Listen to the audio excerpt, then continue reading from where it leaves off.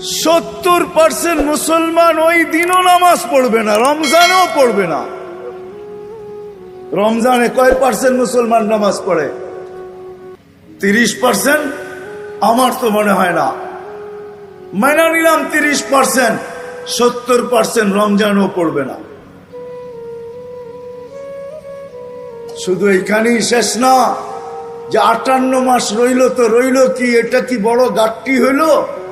তো আল্লাহ ভালোবাসেন দেখা বলতেছেন, গাট্টি বড় করতে চাও তাহলে এক রাত্রই 83 বছর বানায়া দিলাম, গাট্টি বড়, তোমাদেরকে ভালোবাসি।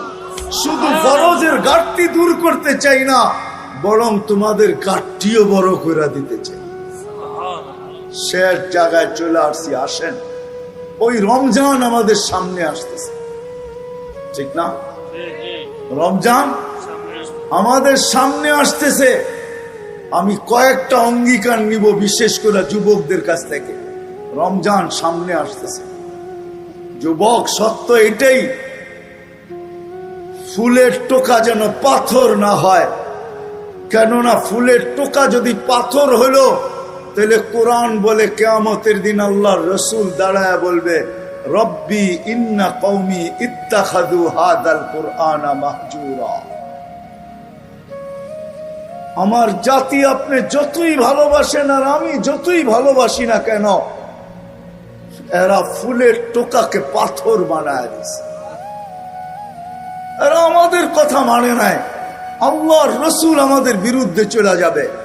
আর কসম খোদার, আমি দেখাইতে চাইতেছি, আল্লাহর রাসূলের রওজার উপরে একটা আয়াত লেখা আছে, ওয়ালাউ আন্নাহুম ইয যালামু আনফুসাহুম।